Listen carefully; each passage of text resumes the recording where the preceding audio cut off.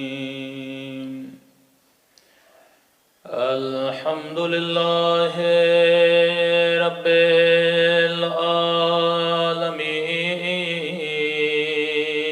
العالمين الحمد لله كما هو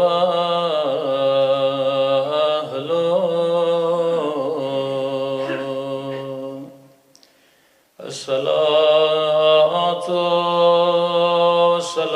والسلام على سيد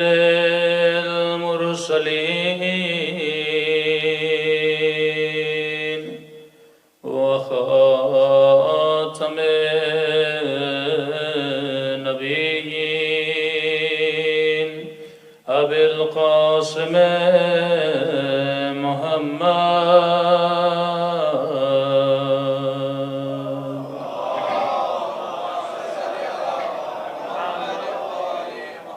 وعلى آله الطيبين الطاهرين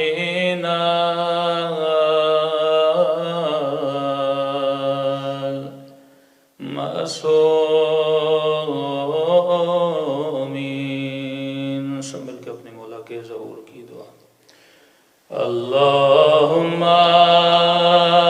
کل ولیک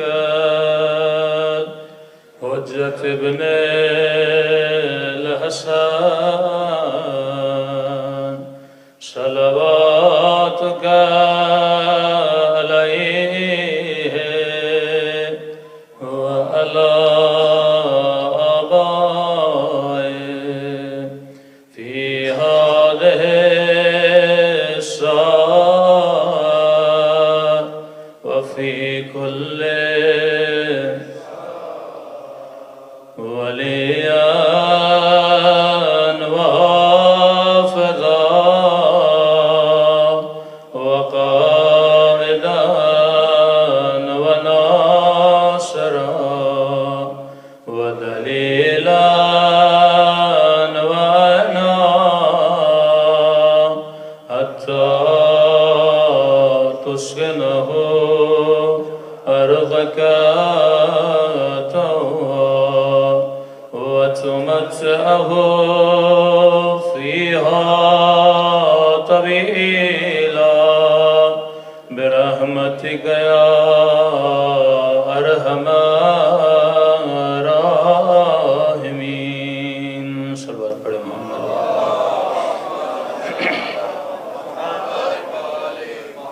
بسم اللہ الرحمن الرحیم رب اشرح لي صدری ویسر لي امری واحلل عقدة من لساني يفقهوا قولي اما بعد فقد قال سبحانه وتعالى قل لا اسألكم عليه اجرا الا المودة في القربى صلوات پڑھے محمد وآل محمد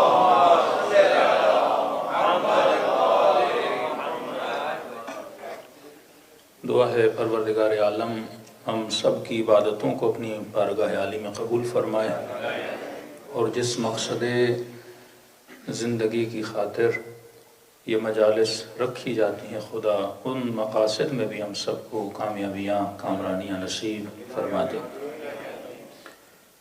5 روزہ مجالس کا مقصد یہ ہوتا ہے کہ اس میں ایک ٹاپک پہ گفتگو کی جائے اور ٹاپک کا مطلب یہ ہے کہ گفتگو میں تسلسل باقی رہے لیکن مسئلہ یہ ہوتا ہے کہ لوگ آن آف آتے ہیں اور اس کے نتیجے میں پھر ایک بار ہمیں ہر مجلس میں ایک تمہید باندھنی پڑتی ہے تاکہ لوگ اس ٹاپک کے ساتھ کیا ہو جائیں کنیکٹ ہو جائیں عرض کر رہے تھے کہ زندگی کا ہدف زندگی کا مقصد انسان کو ایک خاص رستے پہ چلانے کا نام ہے جتنے بھی مکاتب آپ کائنات میں دیکھتے ہیں ہر مکتب کا اپنا کوئی نہ کوئی راستہ ہے جب آپ لفظ استعمال کرتے ہیں نا مذہب کا مطلب ہے ذہاب یا عربی میں ذہب بولتے ہیں ذہاب کا مطلب ہے چلنا مذہب کا مطلب ہے کہ جس راستے پہ ہم چلتے ہیں. اب کس کا مذہب؟ کہتے ہیں ہم شیعہ مذہب سے ہیں، فلاں سنی مذہب سے ہیں، فلاں دیوبند مذہب سے ہیں. اب وہ جو اس کا ذہاب ہے، اس کا راستہ ہے، وہ کس کا راستہ ہے؟ کہتے ہیں اہل سنت کا راستہ ہے. یہ کس کا راستہ ہے؟ یہ علی ابن ابی طالب کے چاہنے والوں کا راستہ ہے. مطلب خط حیات، منشأ حیات ہم کس سے لے رہے ہیں؟ رسول کے بعد اہل بیت علیہ الصلوۃ والسلام سے لے رہے ہیں. کہ ہماری زندگی کرنے کے طور اور طریقے ہمیں کون بتائے گا؟ محمد اور آل محمد بتائیں گے. اب جب حدیث میں یہ کہا کہ یوم ندعو کل اناس بامامہم، قیامت کے دن ہر بندے کو اپنے امام کے ساتھ اٹھایا جائے گا. اب پھر امام کا مطلب کیا ہے؟ میں ہوں مأموم، وہ ہے امام. مأموم یعنی جو امام کے پیچھے چلے، امام مطلب جو آگے چلے. اگر آپ عراق گئے ہوں تو عرب اکثر بولتے ہیں علی الامام، علی الامام، مطلب کہاں چلو؟ آگے کی طرف چلو. یا امام جمعہ و جماعت، مطلب جمعے کی اور جمعے کی نماز کی جماعت کون کرائے گا؟ امام جماعت. جو جماعت میں سب سے آگے کھڑا ہوگا وہ امام جماعت ہے. امام امت، جو امت کی قیادت کرے گا، بمعنی قائد، بمعنی رہبر. لیکن امام دین، امام راہ، امام مذہب رسول کے بعد کون ہے؟ علی ابن ابی طالب ہے. لیکن ایک مرتبہ میں زبان سے کہتا ہوں کہ مولا علی میرے امام ہیں. بھائی کس چیز میں امام ہے؟ صرف جب ہاتھ کھول کے نماز پڑھنی ہے اس وقت علی تیرے امام ہیں؟ جب روزہ رکھنا ہے، مولانا افطاری کب کرنی ہے، کیا اس وقت چھٹے امام میرے امام ہیں؟ یا زندگی کے ہر پہلو میں میرے امام ہیں؟ کہ میں نے دیکھنا کہاں ہے، میں نے کھانا کہاں ہے، میں نے دوستی کس سے کرنی ہے، میں نے رشتے کس سے کرنے ہیں، میرے کانوں سے کون سی آوازوں کو سننا ہے، کون سی آوازوں کو نہیں سننا. اصل امام بنتا ہے پسند اور ناپسند میں، کہ تو اس چیز سے محبت کر جس سے تیرا امام محبت کرتا ہے، تولا. تو اس چیز سے نفرت کر جس سے تیرا امام نفرت کرتا ہے، تبرا. کہ جب بڑھیا آئی میرے 7ویں امام کے پاس اور کہنے لگی کہ مولا میں بیمار ہوں، اور حکیم نے یہ کہا ہے کہ اگر شفا چاہیے تو شراب پیو. شراب دیتے تھے تاکہ درد کم ہو جائے انسان کو. تو امام نے کہا تو کیا چاہتی ہے؟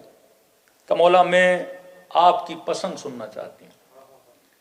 یہ نہیں کہا کہ مولا میں شفا چاہتی ہوں، یہ نہیں کہا کہ مولا میں درد کی تسکین چاہتی ہوں، کہ نہیں، مولا میں آپ کی پسند سننا چاہتی ہوں.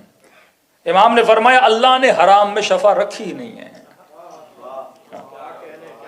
یہ ضرور ہے کہ تجھے تسکین ملے گی حکیم کے کہنے پہ، وہ بھی حکیم ہے، جڑی بوٹی شناس ہے، تسکین تجھے مل جائے گی، لیکن اللہ نے حرام میں شفا رکھی نہیں ہے. ہم پسند نہیں کرتے کہ تو شراب پی. تو کہتی ہے مولا درد کو سہوں گی، تکلیف کو برداشت کروں گی، لیکن آپ کی مخالفت نہیں کروں گی. اب یہاں پہ امام نے ایک جملہ فرمایا، ویسا جملہ جو جناب سلمان کے لیے فرمایا، اتنی اطاعت ہے ہماری. اصلاً لفظ اطاعت کیا ہے؟ اطیعوا اللہ واطیعوا الرسول واولی الامر منکم. اللہ کی اطاعت کرو. اطاعت تب تک ممکن نہیں جب تک دل میں محبت نہ ہو. بیٹا واللہ باپ کی اطاعت نہیں کر سکتا اگر اس کے دل میں باپ کا عشق نہ ہو، باپ کی محبت نہ ہو. ماں کا ادب اور احترام بندہ نہیں کر سکتا جب تک ماں کی محبت نہ ہو، ماں کا عشق نہ ہو. اطاعت کا تعلق عشق سے ہے. اور کسی سے پوچھا کہ عشق کا مطلب کیا ہے؟ کہ عشق کا مطلب یہ ہے کہ بندہ اپنی ذات کو اپنے محبوب کے سپرد کر دے، اس کے حوالے کر دے. جب عشق ہوتا ہے تو میں مٹ جاتی ہے، جب عشق ہوتا ہے تو اپنی خواہشیں ختم ہو جاتی ہیں، جب عشق ہوتا ہے تو محبوب کی خواہشوں پہ چلنے میں ہی انسان کو مزہ آنے لگتا ہے، محبوب کی خوشی میں بندہ خوش ہوتا ہے. تو پوچھا کہ مولا، امام نے کہا اتنی اطاعت ہے ہماری کہ اگر میں کہوں نہ کھاؤ نہ پیو تو اس دوا کو استعمال نہیں کرو گے. اب یہ 2-3 روایتیں ملتی ہیں مختلف لوگوں سے، ایک روایت میں سیب ہے، ایک روایت میں انار ہے. اب کہتے ہیں امام کے اس حجرے میں یا جہاں بھی تھی بوڑھی آئی تھی وہاں پہ ایک سیب پڑا تھا، کچھ روایت میں انار تھا. تو اس نے سیب اٹھایا اور امام کے سامنے ہی اس ایک سیب کے اس نے 2 ٹکڑے کر دیے. اب ایک سیب کا مطلب یہ ہے ایک ہی درخت سے ایک ہی ٹہنی سے وہ سیب اتارا گیا ہے، اور اسی سیب کے یہ کیا کرتی ہے، 2 ٹکڑے کر دیتی ہے۔ اب امام نے اس سے پوچھا کہ اتنی اطاعت کرتی ہو ہماری، اتنی محبت کرتی ہو ہم سے؟ تو اس نے سیب کے 2 ٹکڑے کیے، اور امام کو کہنے لگی کہ مولا 1 ٹکڑا اس ہاتھ پر ہے، 1 ٹکڑا اس ہاتھ پر ہے، اگر کہو گے نا یہ حلال ہے کھاؤ تو کھاؤں گی، اور اگر کہو گے نا یہ حرام ہے نہ کھاؤ تو نہیں کھاؤں گی۔ مولا یہ بھی سوال نہیں کروں گی کہ سیب ایک ہے، آدھا حلال کیسے ہوا، آدھا حرام کیسے ہوا۔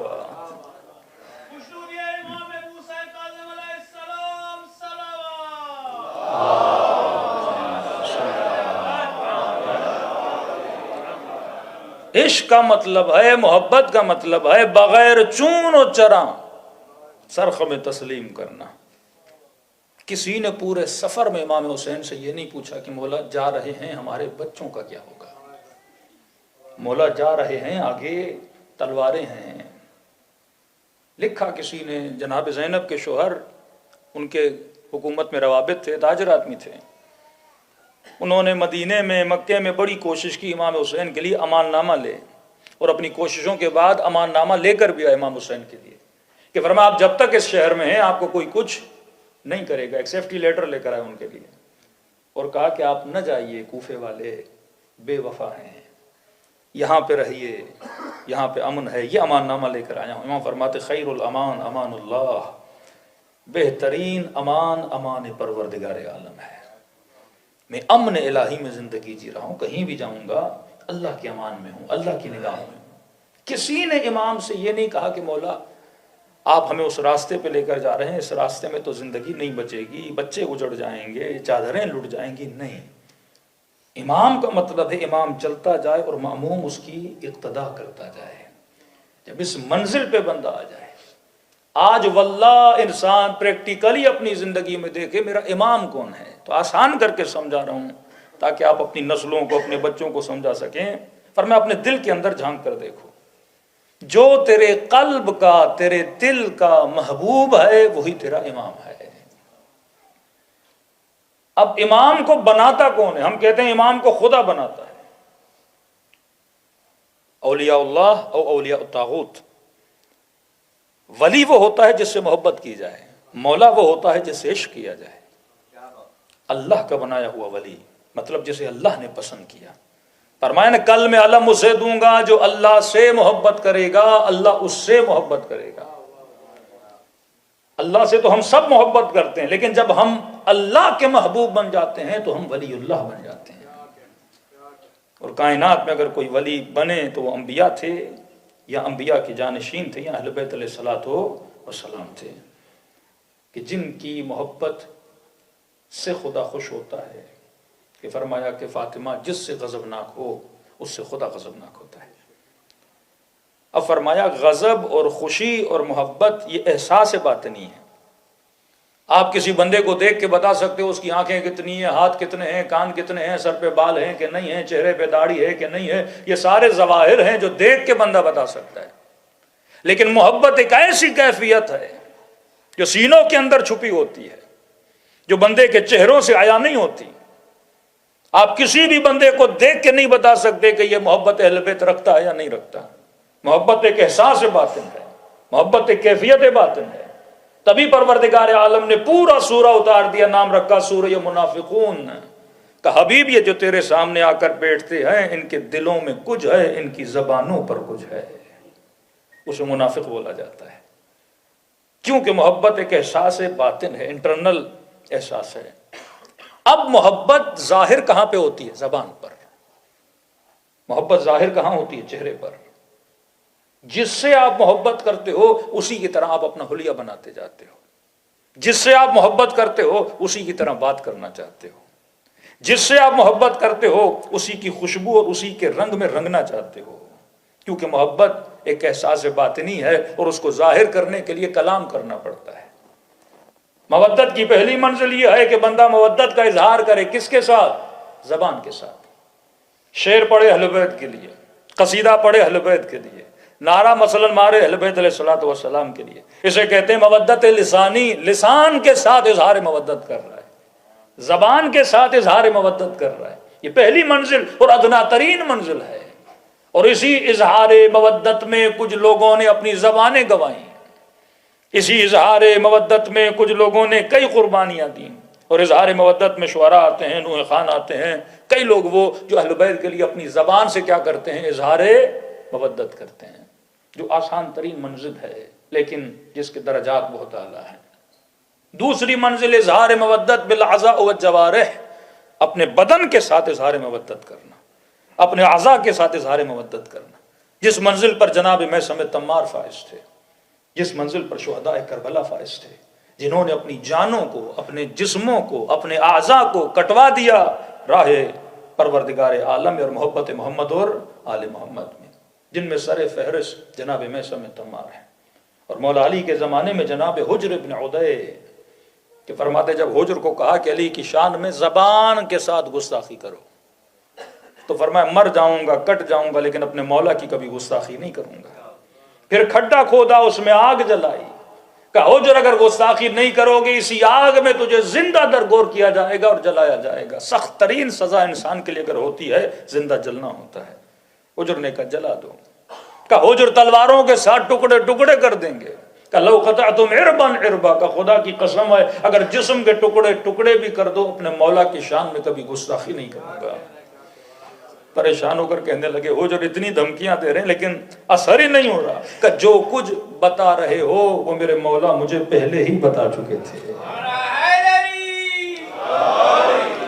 لیکن مقام مودت اس منزل پر کہ زبان کے ساتھ بھی اعلان مودت کیا، جسم کو قربان کر کے بھی اعلان مودت کیا، اور فرماتے جب آگے بڑے جناب حجر کا سر قلم کرنے کے لیے تو دو جواں بیٹے سامنے کھڑے تھے، کہ پہلے مجھے نہ مار، میرے بیٹوں کو مار۔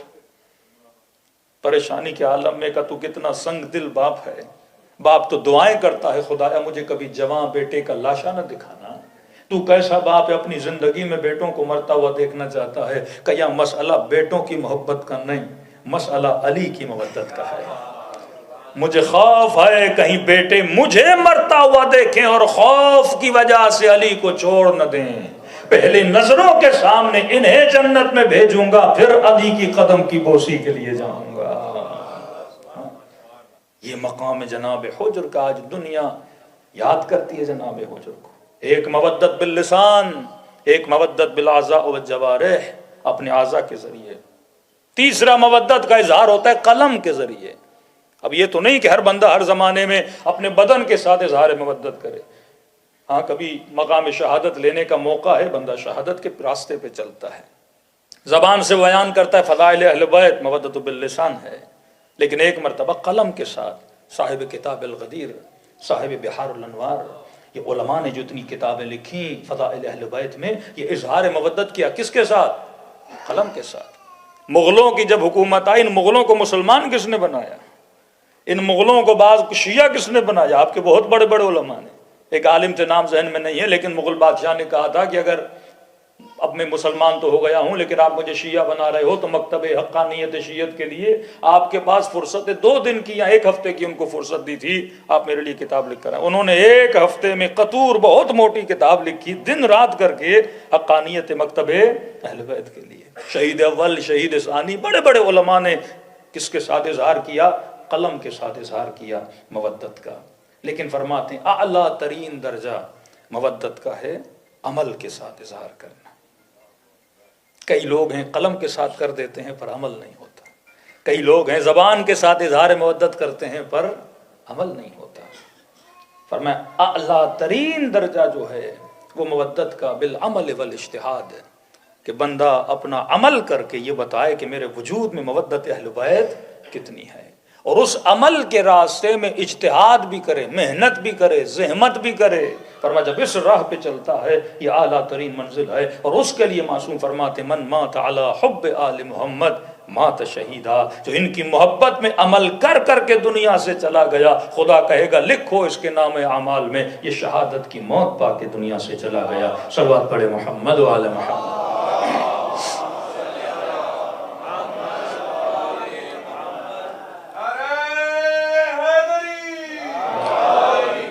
اب جب تک محبت نہ ہو، امام وہ ہوتا ہے جو میرا محبوب ہوتا ہے۔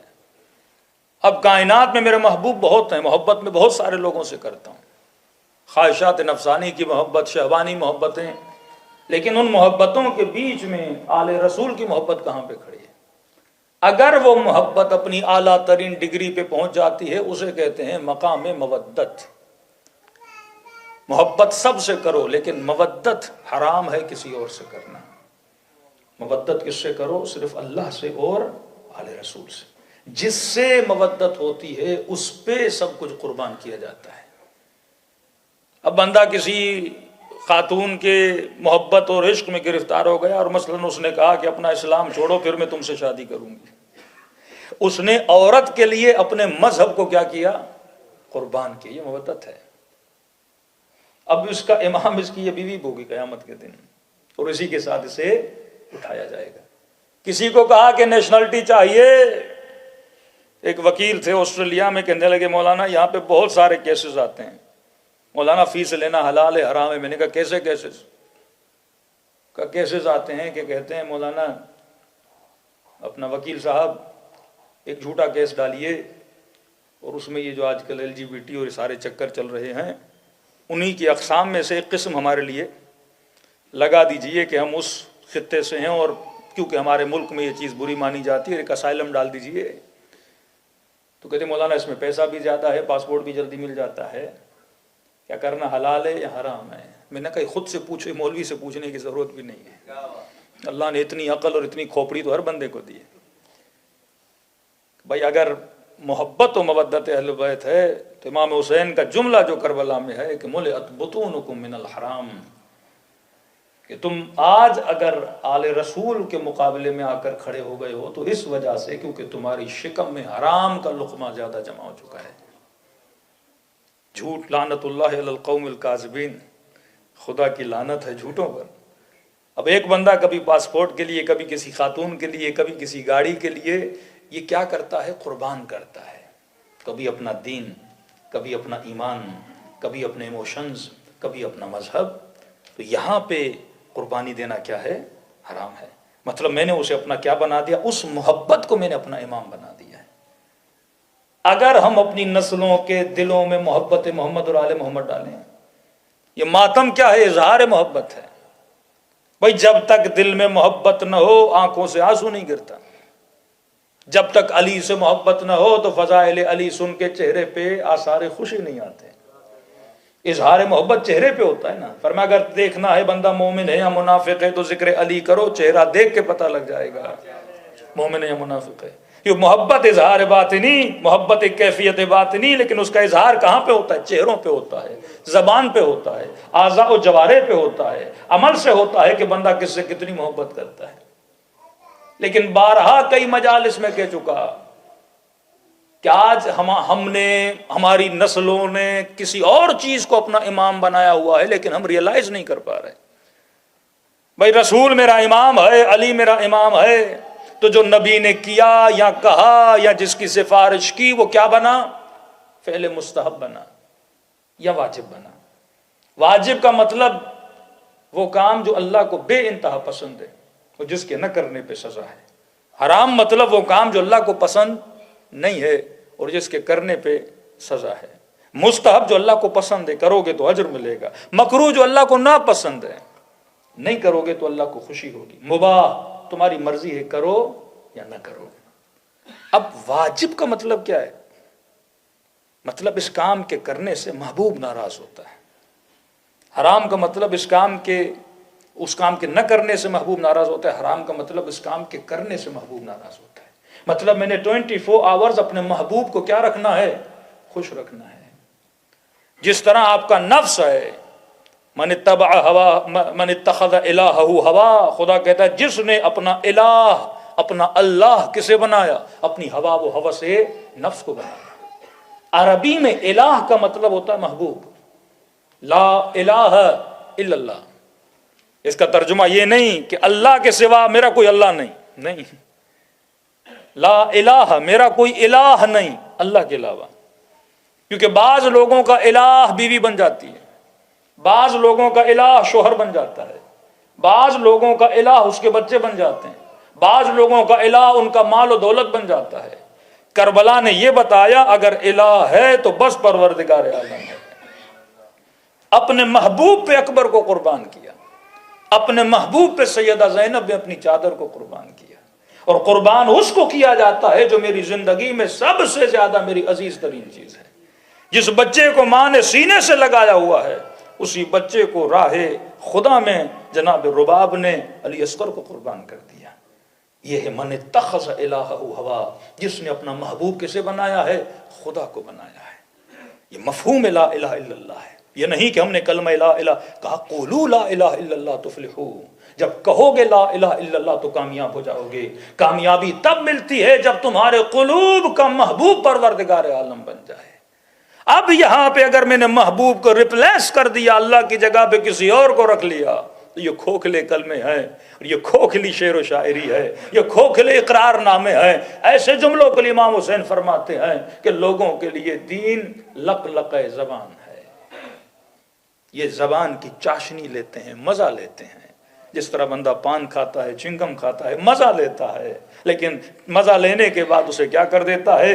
پھینک دیتا ہے۔ اگر تم چند لمحوں کے لیے اللہ کے ذکر کا مزہ لے رہے ہو لیکن اپنا محبوب خدا کو نہیں بنا رہے تو تمہارا الہ پروردگار عالم نہیں ہے۔ جاتے جاتے امام حسین کے آخری جملے کیا تھے؟ رضن برضا و تسلیما لامرہ لا معبود سوا، اے خدا حسین تیری رضا پہ راضی ہے اور تیرے امر کے سامنے تسلیم ہے۔ ریزن بتایا کیوں؟ کیونکہ لا معبود سوا، کیونکہ حسین کے پاس تیرے علاوہ کوئی حسین کا معبود نہیں ہے، کوئی محبوب نہیں ہے۔ اور محبت کی انتہا کر دی۔ نہ صرف امام حسین نے، جناب ابراہیم کو آگ میں پھینکا جا رہا ہے، کہتے عرش الہی پہ ملائکوں کا کوہرام بپا ہے، پروردگارہ تیرا محبوب تیرا خلیل آگ میں ڈالا جا رہا ہے، پر اللہ کی طرف سے خاموشی۔ ادھر ابراہیم کو دیکھا، ابراہیم بھی خاموش ہے، نہ اللہ کوئی کلام کر رہا ہے، نہ ابراہیم آواز دے رہا ہے کہ پروردگارہ مجھے آگ سے بچا، پروردگارہ اس نمرود کی آگ سے کہا نہیں، ابراہیم بھی جبرائیل نازل، ابراہیم سفارش کرو میں اللہ کو کہوں کہ تجھے آگ سے بچائے، کہ جبرائیل تجھے پتا ہے کہ میں آگ میں گر رہا ہوں، کیا میرے محبوب کو نہیں پتا اس کا خلیل آگ میں جا رہا ہے؟ کہ اگر اسے بچانا پسند ہے تو ابراہیم کو بچنا پسند ہے، اگر وہ مجھے جلتا ہوا دیکھنا چاہتا ہے تو ابراہیم کو جلنا پسند ہے۔ جہاں اپنی مرضیاں ختم ہو جائیں، جہاں خالق کی مرضی پہ بندہ زندگی گزارے۔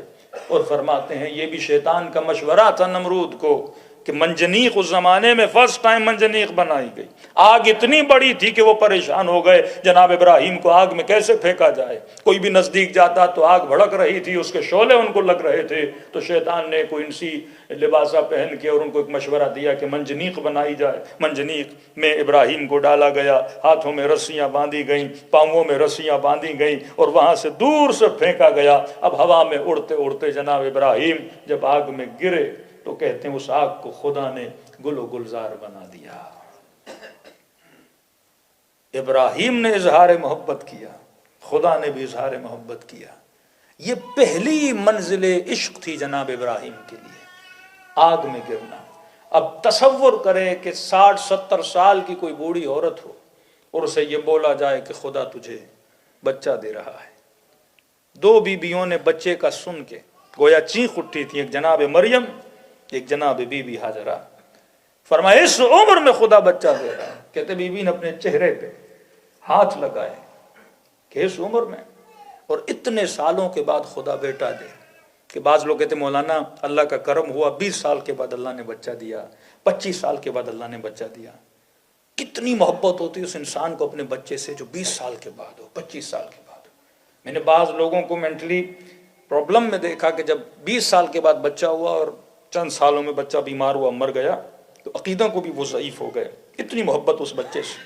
اب بچہ نئی پیدائش ہوئی، خدا کے ابراہیم اس بچے کو ایک ایسی سرزمین پہ لے جاؤ جہاں پہ پانی نہیں، جہاں پہ زراعت نہیں ہے، شدت گرمی ہے۔ نہیں پوچھا خدایا میرے بچوں کا کیا ہوگا، نہیں پوچھا خدایا پانی کا بندوبست کون کرے گا، نہیں پوچھا خدایا کھانے کا کیا ہوگا۔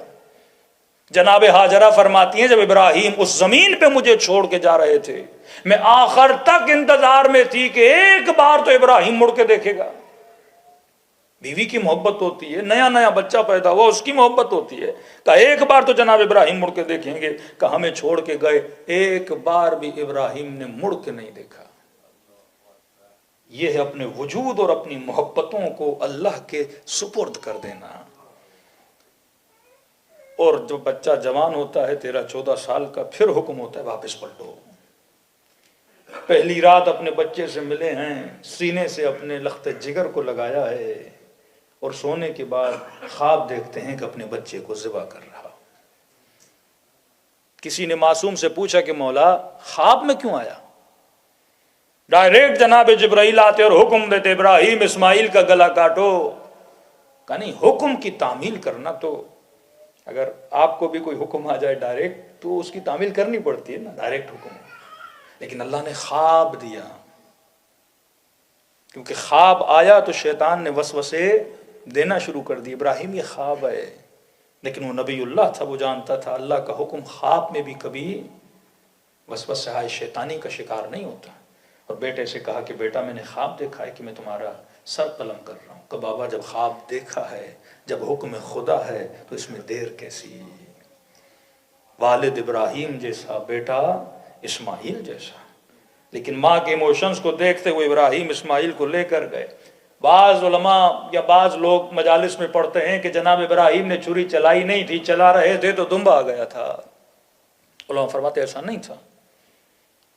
بیٹے کے ہاتھ پاؤں باندھے، آنکھوں پہ اپنے پٹیاں باندھی، فزیکلی پریکٹیکلی جناب ابراہیم نے جناب اسماعیل کے گلے پہ چھری چلائی تھی، قربانی دے دی تھی. لیکن یہ الگ بات ہے کہ چھری گلا نہیں کاٹ رہی تھی. تبھی فرماتے کہ جب جناب اسماعیل واپس آئے اور جناب ہاجرہ نے گلے پہ لال نشان دیکھے تو رونے لگیں کہ یہ میرے بیٹے کے گلے پہ لال نشان کیسے؟ اتنی تیز چھری چلائی تھی کہ گلے پہ نشان آ گئے تھے. لیکن فرماتے جب پہلی چھری چلائی تو گلا نہیں کٹا.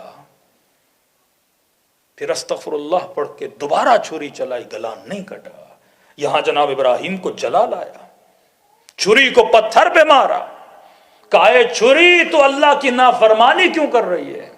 جب خدا نے کہا ہے بیٹے کا گلا کاٹنا ہے تو میرے بیٹے کا گلا کاٹتی کیوں نہیں؟ کہتے ہیں بے زباں چھری سے آواز آئی، ابراہیم کروں تو کیا کروں؟ جلیل کہتا ہے، خلیل کہتا ہے کاٹو، جلیل کہتا ہے نہ کاٹو. وہاں پہ اللہ نے دمبا بھیجا تھا. اعجاز الہی سے جناب اسماعیل کو بچایا گیا. لیکن پریکٹیکلی جناب ابراہیم نے اطاعت کی. یہ قرآن مثالیں کیوں دے رہا ہے؟ کہ بندہ خدا جب عشق ہے پروردگار عالم سے، یہ راہ قربانی ہے. خدا عزتیں دیتا ہے قربانیاں دینے والوں کو. کیوں جناب سلمان کی پیٹھ پہ رسول نے ہاتھ مار کے بولا کہ اس کی قوم ہوگی، اگر علم سریا پر بھی ہو تو وہ لے کر آئیں گے.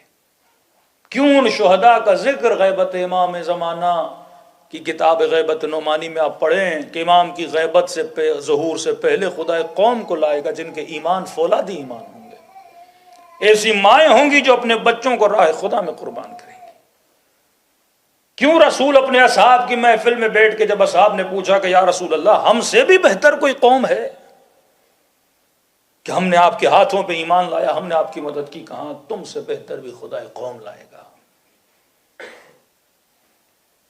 کہتے قیامت کے دن سب اس قوم کو دیکھ کے حالت غبطے میں چلے جائیں گے، حسرت کھائیں گے. میں سے ہوتے یا رسول اللہ کون ہے؟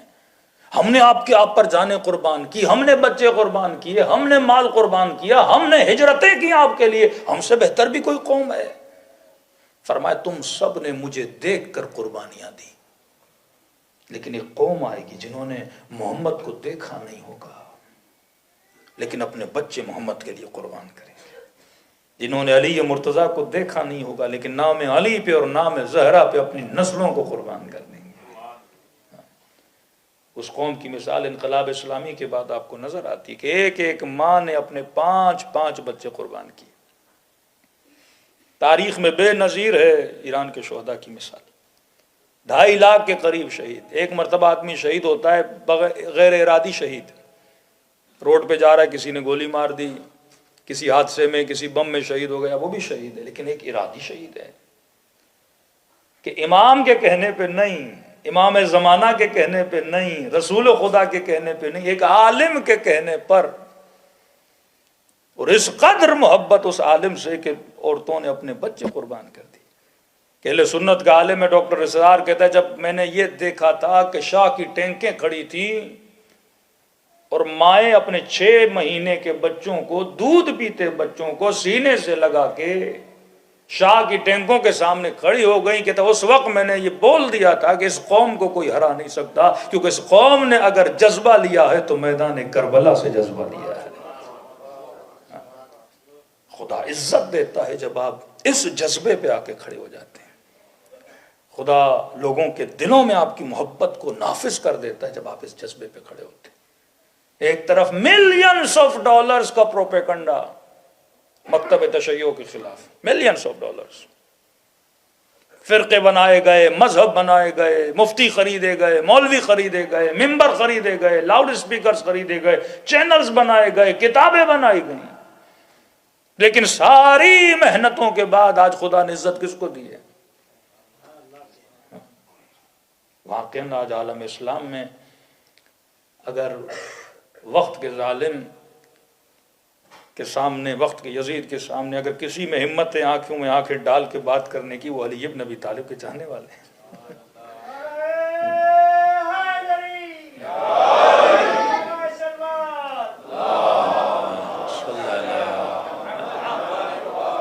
یہ کوئی اپنے قصیدے یا میاں مٹھو بننے والی باتیں نہیں ہیں،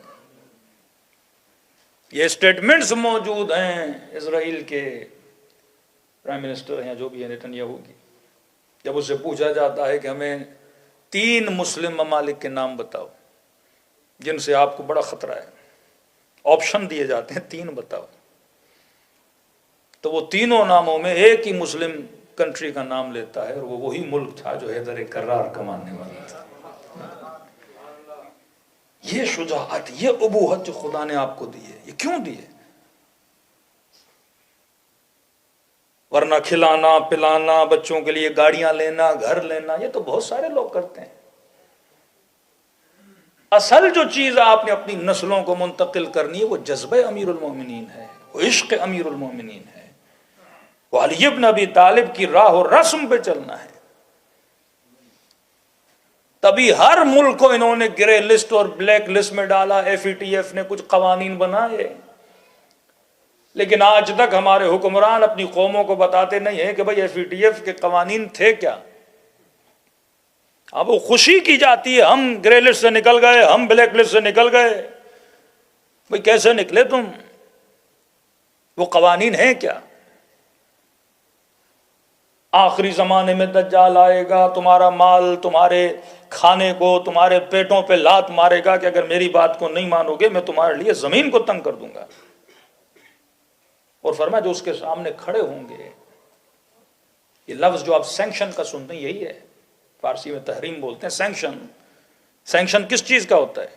پیسے کے سینکشن ہوتے ہیں نا، بینکنگ بند کر دیں گے، تعلقات بند کر دیں گے، امپورٹ ایکسپورٹ کو بند کر دیں گے، لیکن وہ شکیں، وہ باتیں جو بتائی گئی تھی اگر عمل نہیں کرو گے تو آپ کے ملک کو بلیک لسٹ میں ڈالا جائے گا۔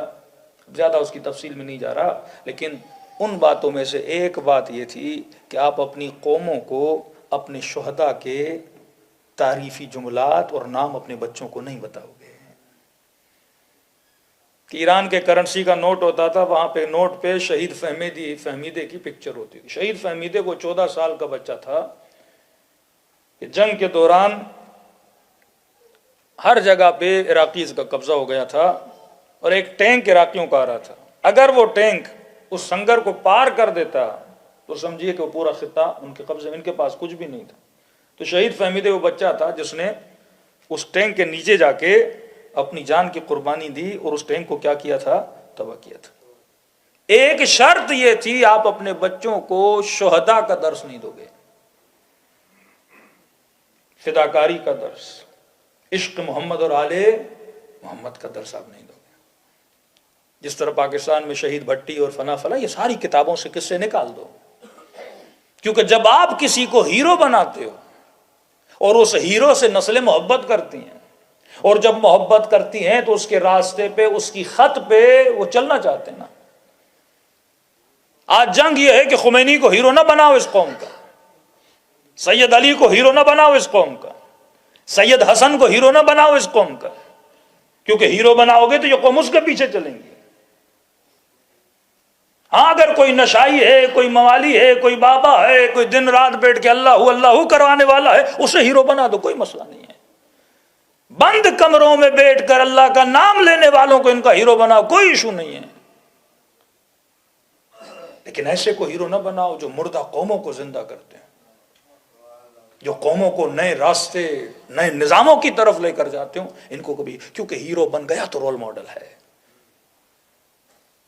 ہاں لیکن کوئی فٹ بالر، کوئی کرکٹر اس کا ہیرو بن جائے، کوئی مسئلہ نہیں۔ آپ اسٹار بولتے ہو نا، یہ بالی ووڈ کے ہیرو، یہ ہالی ووڈ کے ہیرو، ہاں یہ ہیرو بن جائیں، کوئی مسئلہ نہیں ہے، وہ تو چاہتے ہی ہیں یہ ہیرو بنے، یہ فٹ بالر ہیرو بنے، کرکٹر ہیرو بنے، یہ بچہ اس کا فالوور بنے، صبح سے شام تک ایک فٹ بالر کے پیچھے دوڑتا رہے، اسی کی طرح کپڑے پہننا چاہے، اسی کی طرح بال بنانا چاہے۔ اس خاتون کا اگر ہیرو بنانا ہے تو ایکٹریسز کو ہیرو بناؤ۔ یہ نبی باطل ہے۔ یہ جو فلموں کے ڈائریکٹر ہیں، یہ جو ڈراموں کے، کیا بناتے ہیں آپ کے بچوں کے لیے؟ یہ کریکٹرز بناتے ہیں، یہ ہیرو بناتے ہیں۔ کس کو ہیرو بنا رہا ہے؟ ایک معاشرے کا سب سے کرپٹ ترین جو کریکٹر ہوتا ہے وہ ہیرو ہوتا ہے۔ آج وہ جو معیار تھے، جو ویلیوز تھی، وہ معاشرے سے ختم ہو گئی ہیں۔ پہلے ویلیو یہ تھی کہ بندے کا کیریکٹر دیکھا جاتا تھا، بندے کی صفات دیکھی جاتی تھیں، بندے کا کردار دیکھا جاتا تھا، پھر معاشرہ اس کو اسٹیج پہ لاتا تھا یا آپ بچوں کے سامنے لاتا تھا۔ آج معیار کیا بنا؟ ویورشپ۔ ویورشپ کس راستے سے ملی؟ یہ معیار نہیں ہے۔ کچھ بھی کر کے ویورشپ حاصل کرو، کپڑے اتار کے ویورشپ ملتی ہے، کوئی مسئلہ نہیں، لو ویورشپ۔ لوگوں کو تنگ کر کے ویورشپ ملتی ہے، کوئی بات نہیں، لو۔ کسی کے سر پہ پانی پھینک کر، کسی کے چہرے پہ کیک مار کر، الٹے پھلٹے حرکتیں کر کے ویورشپ لینی ہے، لے لو۔ جب ویورشپ مل گئی، آپ امام باطل بنے۔ اور وہ جو ویورشپ کے پیچھے تھے، وہ قوم تھی جو آپ کی اتباع کرتی ہے۔ پھر انہی کو اسٹیج پہ لایا جاتا ہے، جب اسٹیج پہ آ گئے تو گویا یہ امام بن گئے نا۔ آپ اپنی امام بارگاہوں میں، آپ اپنی مسجدوں میں، آپ اپنے گھروں میں کس کے فوٹو لگاتے ہو؟ جو آپ کے رول ماڈل ہوتے ہیں۔ آج موبائلوں میں، آج ٹی وی پہ، آج سینما میں کن کے پوسٹرز لگتے ہیں؟ یہ امام باطل ہیں۔ 1 گھنٹہ اپنے بچوں کے دلوں میں آپ محبت محمد اور آل محمد ڈالتے اور 23 گھنٹے وہ آپ کی نسلوں کے دلوں میں باطل کی محبت ڈالتے رہتے۔ یہ وہ فکر تھی جو اہل بیت دینا چاہتے تھے کہ بندے خدا اپنی نسلوں کو یہ سمجھاؤ کہ ان کی سلیکشن عقل کی بنیاد پہ ہونی چاہیے۔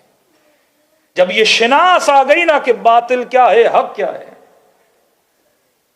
ایک پڑھا لکھا پروفیسر اگر کوئی انگریز ہے، مسلمان نہیں ہے، صاف ستھرا بندہ، لیکن اسے یہ تمیز نہیں ہے کہ نجس کیا ہوتا ہے، پاک کیا ہوتا ہے۔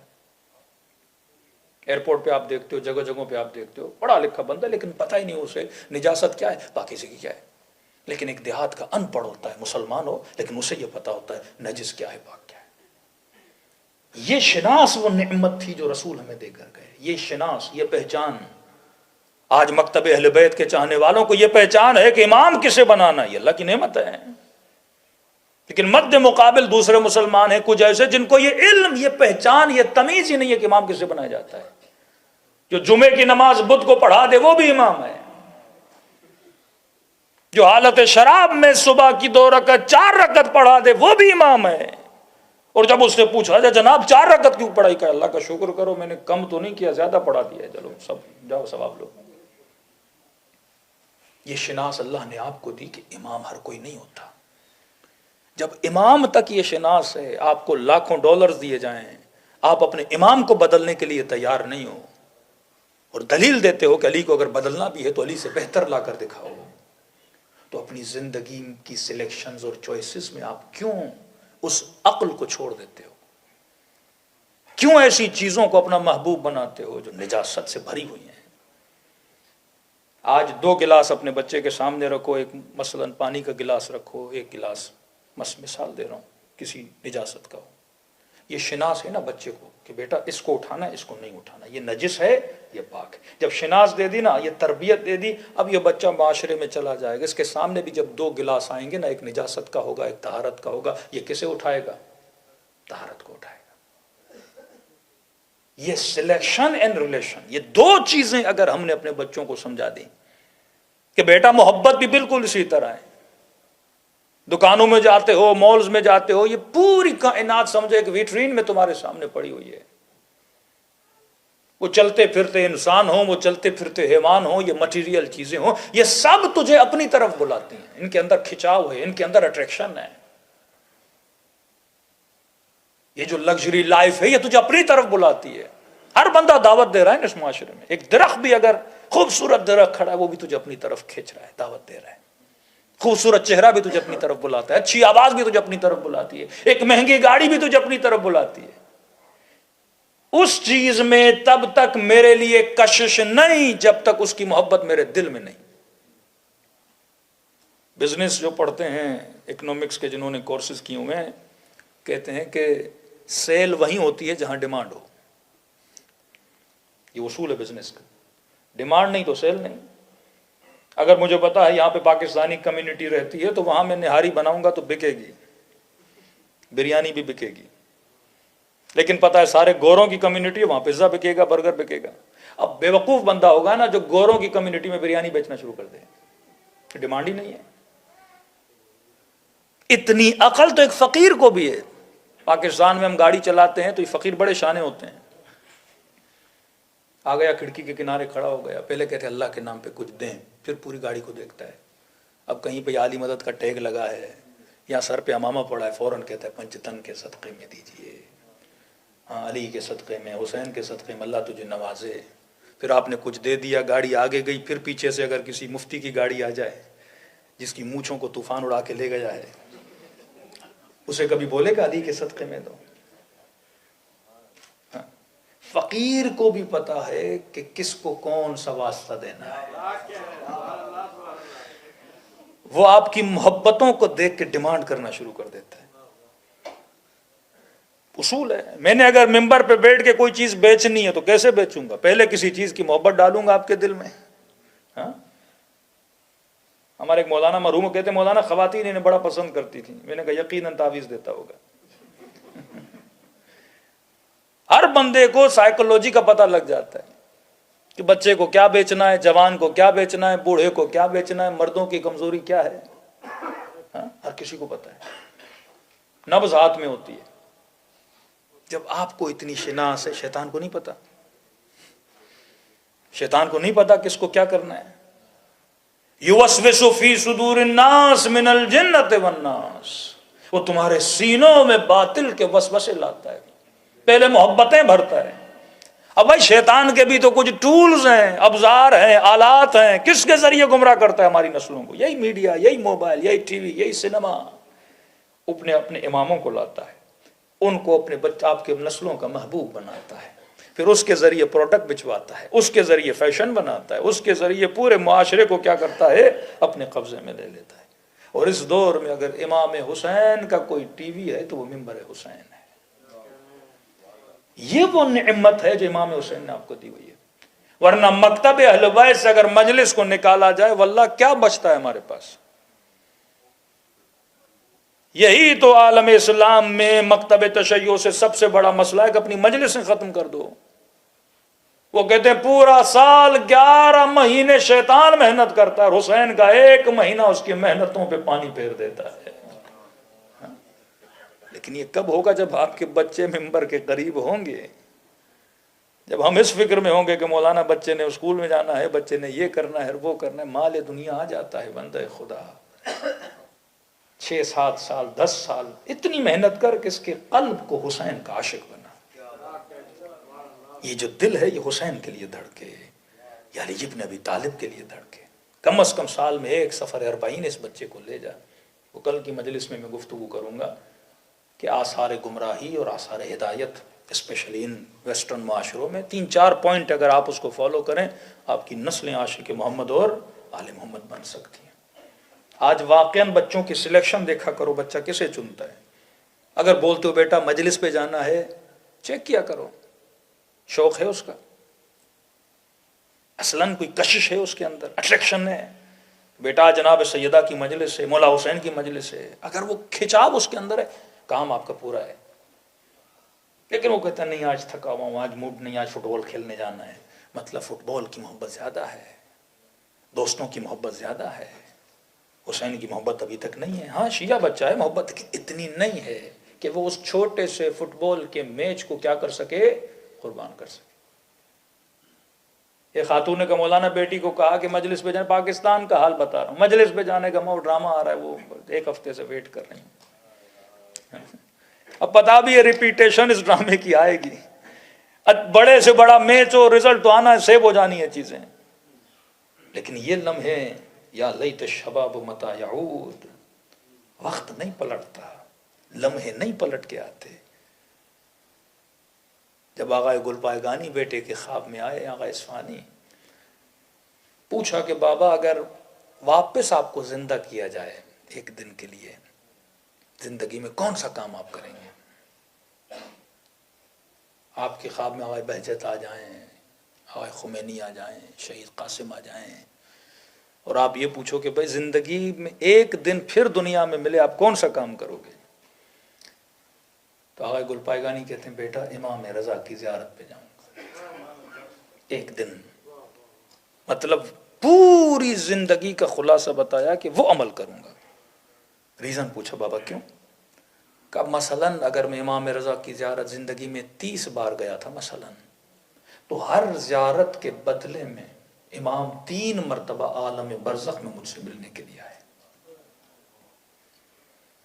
یہ اوہام جن کے پیچھے ہم لگے ہوئے ہیں کہ ہم نے وہمی محبتیں بنائی ہوئی ہیں کہ گاڑی مجھے کچھ دے گی یا یہ چیزیں، ہاں ضرورت زندگی ہے، پورا کرو، دل نہ لگاؤ ان چیزوں سے۔ ضرورت ہے، انسان کی نیڈ ہے، بیڈ انسان کی نیڈ ہے، کھانا انسان کی، لیکن بندہ بریانی کا عاشق بن جائے، جس کو اردو میں ہم پیٹو بولتے ہیں۔ صفات امیر المومنین نے صفات، پیٹو شیعہ، ہر چیز کی ایک شہوت ہوتی ہے نا، آنکھوں کی، پیٹ کی، فرمایا نہیں یہ ہمارا نہیں۔ مطلب ہم و غم یہ ہو کہ آج اینڈ آف ویک ہے، ہم نے کہاں جانا ہے، کس ہوٹل پہ جانا ہے، کون سا کھانا کھانا ہے۔ پاکستان میں ہمارے بعض یوتھ ایسے ہیں جن کا یہ شغل ہوتا ہے، پیسہ اللہ نے دیا ہوتا ہے، ڈیلی سیٹنگ کرتے ہیں آج اس ہوٹل پہ کھانا ہے، 20-20 کلومیٹر، 50-50 کلومیٹر کا سفر کر کے شکم کی خاطر۔ بھی کھانا کھانا بری بات نہیں، لیکن آپ کا شغل بن جائے ڈیلی بیسس پر، مطلب کوئی کام میرا ہم و غم بن جائے۔ ایک مرتبہ یہ آپ رات کو سوتے ہو، ہم و غم یہ ہے کہ صبح مثلا نماز کے لیے اٹھنا ہے، عشق ہے، انتظار کرتے ہو مولا حسین کی مجلس میں کب جاؤں گا، ماتم داری کب کروں گا، گریہ کب کروں گا، اگلا سال کب آئے گا، حسین کے اربعین پہ کب جاؤں گا۔ ہم و غم بن چکا ہے، بیٹے کو کس طرح صحیح کرنا ہے، بیٹی کو، ہم اور غم، مطلب میری زندگی کا پورا فوکس اس چیز پہ لگا ہوا ہے۔ ایک بندہ صبح اٹھتا ہے، دوست کو فون کرتا ہے شام کس ہوٹل پہ جانا ہے۔ اگر کوئی چیز تیرا ہم، تمہاری پوری توجہات اور اٹریکشن اس کی طرف ہے، وہ تمہارا امام ہے، وہ تمہارا محبوب ہے۔ ہمارے ایک دوست تھے پشاور کے، کہتے بس مولانا جوانی کا پتہ نہیں تھا، دبئی میں کام کرتے تھے، کمائی بہت زیادہ تھی، کہتے ہیں دبئی میں خمیس اور جمعہ، شب جمعہ اور جمعہ چھٹی ہوتی ہے، کہہ رہے ٹکٹ اس وقت پیسہ تھا، کہہ رہے دبئی سے ٹکٹ لیتے تھے، شب جمعہ جب چھٹی ملتی تھی کراچی آتے تھے، کراچی سے حیدرآباد جاتے تھے، مچھلی کھا کے پھر جمعے کو دبئی واپس جاتے تھے۔ شکم کی خاطر دبئی سے بندہ مچھلی کھانے آتے تھے حیدرآباد، لیکن علی رات کے اندھیروں میں سفر کرتے تھے یتیموں کی شکم کو بھرنے کے لیے، پوری رات کسی فقیر کے ساتھ بیٹھے ہوئے ہیں، اپنے ہاتھوں سے کھانا کھلا رہے ہیں۔ زندگی گزر گئی، سیدہ فاطمہ نے علی سے کچھ نہیں مانگا۔ گھر آئے، بی بی بیمار تھیں، بستر پہ لیٹی ہوئی تھی۔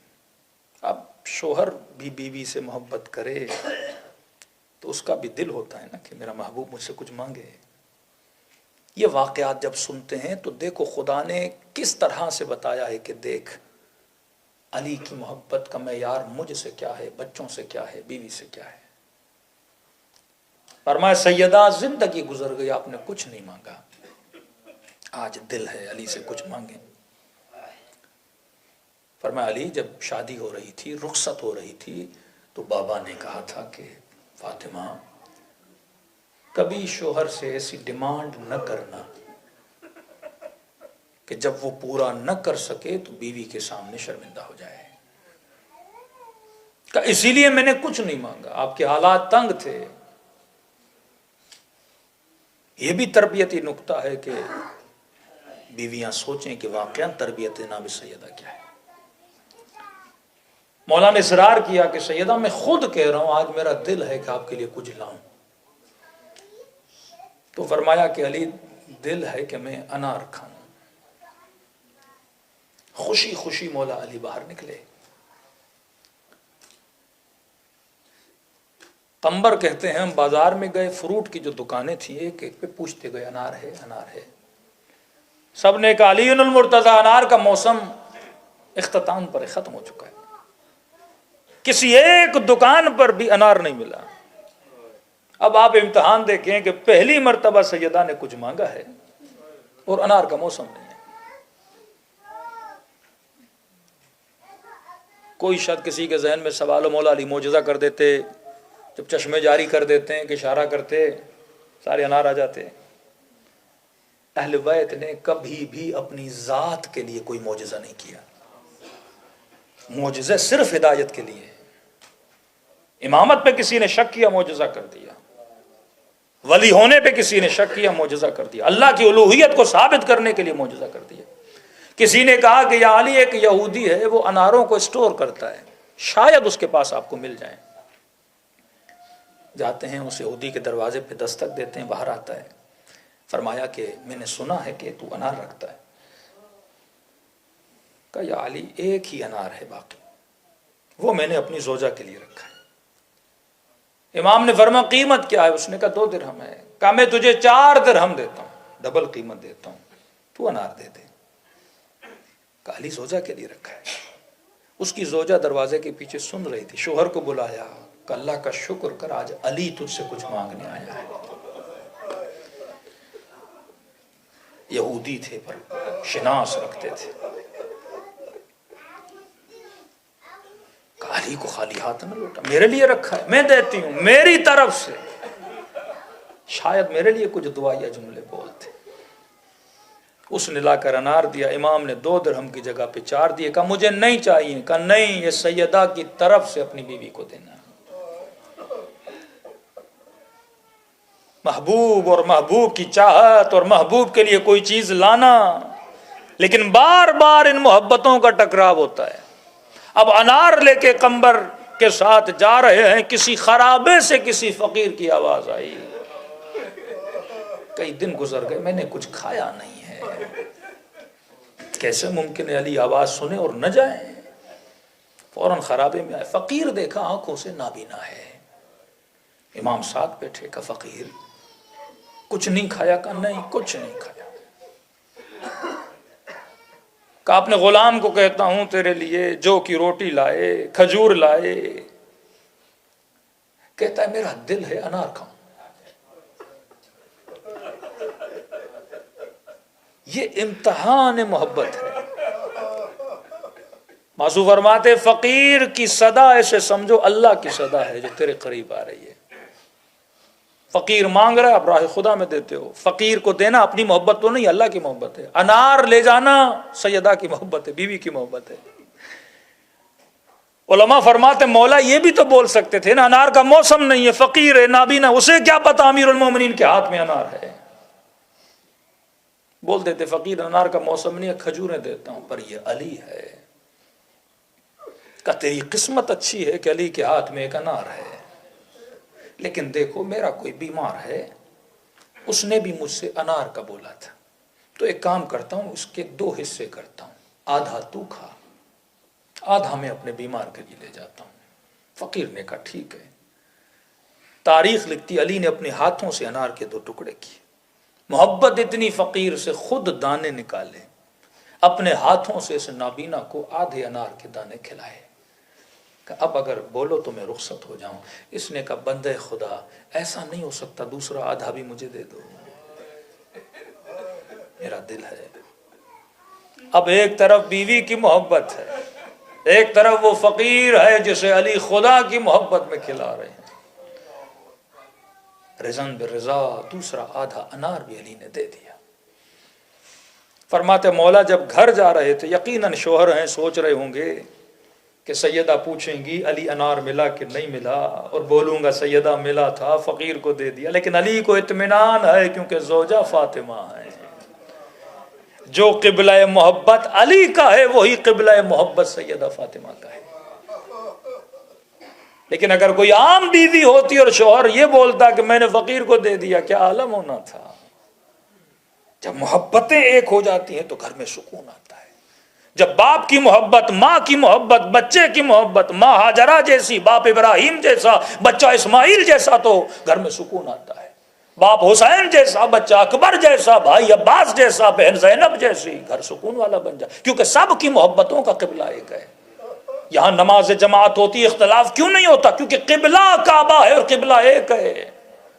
جب قلب کے قبلے کی محبتیں ادھر ادھر ہو جاتی ہیں تو اختلافات جنم لیتے ہیں۔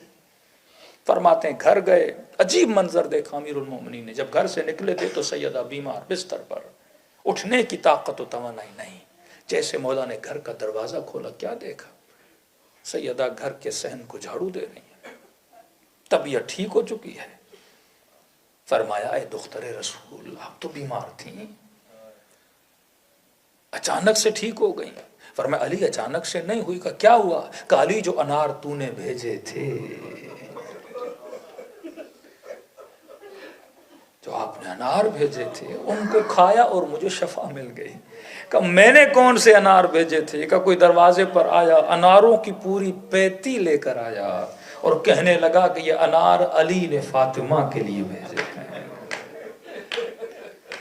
اللہ کی راہ میں ایک دیا، اللہ نے جبرائیل کے ہاتھوں کئی انار کر کے بھیج دیے۔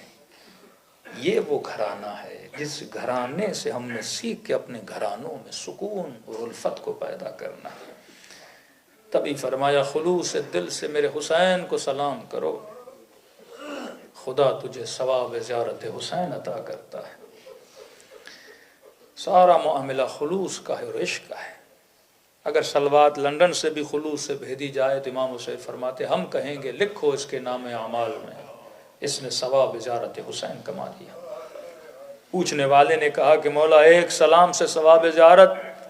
فرمایا اگر سلام کرو نہ چاہتے ہوئے تیری آنکھوں میں آنسو آ جائیں، یہ مت سمجھنا یہ تیرے آنسو ہیں، حسین نے تجھے تیرے سلام کا جواب دیا۔ یہ پرسیداری کے دن ہیں، دلوں کو کربلا لے جائیں اور نام حسین کی محبت اپنے اور اپنی نسلوں کے دلوں میں پیدا کریں۔ السلام علی الحسین وعلی علی ابن الحسین وعلی اولاد الحسین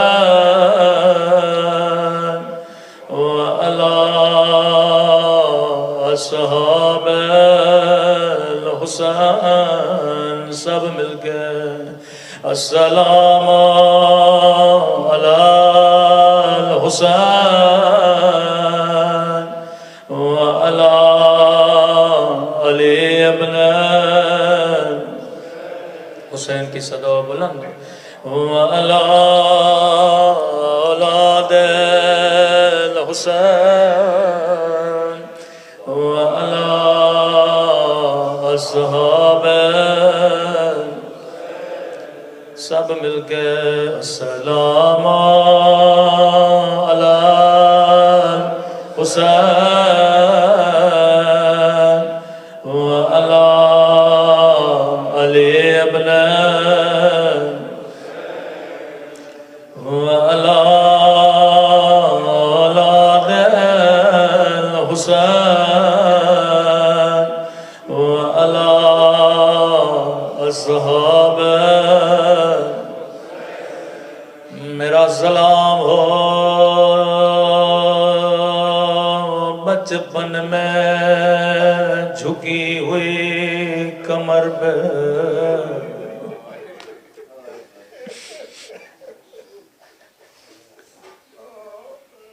میرا سلام ہو ان ننھے سے زخمی رخساروں پہ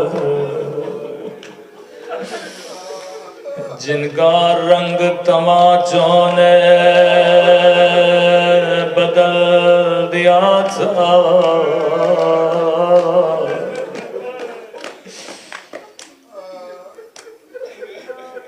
میں نے کل اور پرسوں بھی مجلس میں عرض کیا تھا، اگر مدینے میں زہرا کو تماچا نہ مارا جاتا، کبھی کربلا میں 4 سالہ بچی کو تماچے نہ مارے جاتے، اگر کربلا میں زینب کے ہاتھوں میں رسیاں باندھی گئی، یہ نتیجہ تھا کیونکہ علی کے ہاتھوں میں رسیاں باندھی گئی۔ اگر مدینے میں سیدہ کی پسلیاں نہ توڑی جاتی،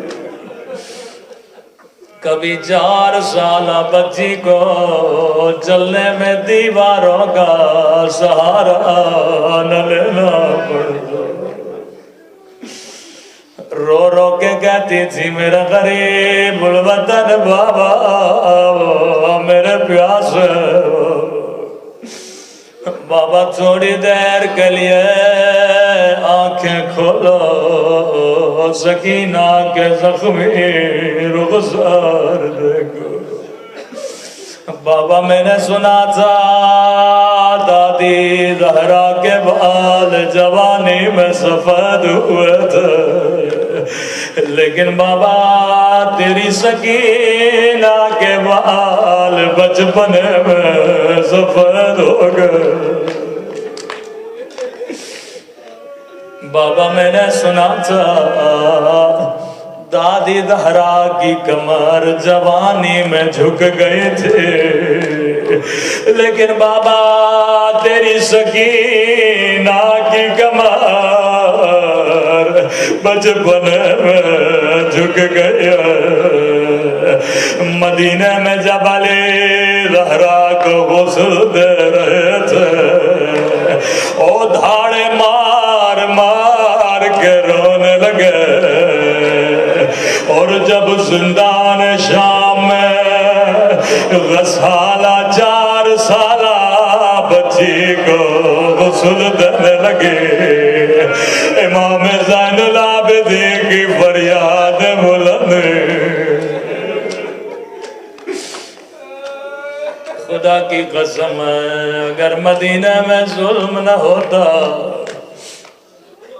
کبھی کربلا میں اتنا ظلم نہ ہوتا، ننھی سی سکینہ کو ثانیہ زہرا بولا جاتا۔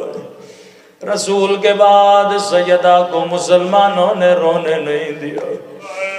کربلا میں سکینہ جب جب بابا کے لیے رونا چاہتی تھی، کبھی شمر تماچے مارتا تھا، کبھی ظالم دادیانے مارتے تھے۔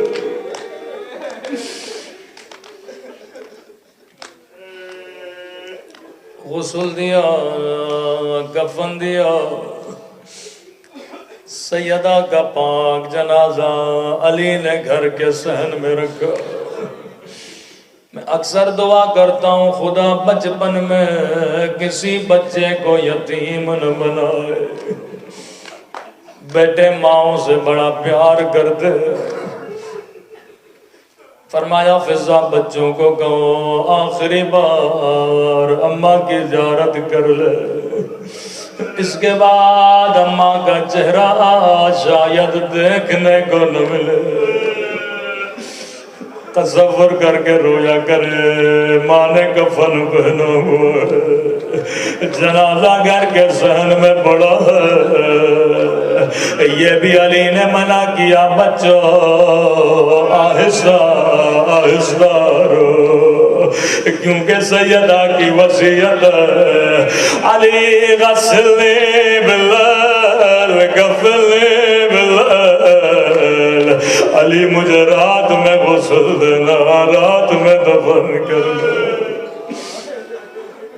بی بی فضا فرماتی ہے ننھے بچوں نے تمیزوں کو دانتوں میں جکڑا ہوا تھا کوئی بچوں کے رونے کی آواز نہ سنے کہ بچوں جلدی کرو ماں سے خدا کا حافظ کرو بی بی زینب آگے بڑھے اماں کے ماتھے کا بوسہ لینے لگی بی بی ام کلثوم آگے بڑھے اماں کے سینے سے لپٹ گئے امام حسن آگے بڑھے ماں کے قدموں پہ سر رکھ کے رونے لگے فضا کہتی ہے ایک بچہ تھا جو اپنی جگہ سے اٹھنے کو تیار نہیں ہے سر کو گھٹنے میں دیا ہوا ہے زار و قطار رو رہا ہے فضانے کا حسین آگے بڑھو اماں سے خدا حافظ کرو رو کے کہنے لگے اماں فضا میں تب تک نہیں جاؤں گا جب تک اماں نہیں بلاتے اتنا کہنا تھا ایک مرتبہ بند کفن کھلے دو ہاتھ باہر آئے آواز آئی آجا میرے کربلا والے حسین آجا میرے تین دل کے پیاس حسین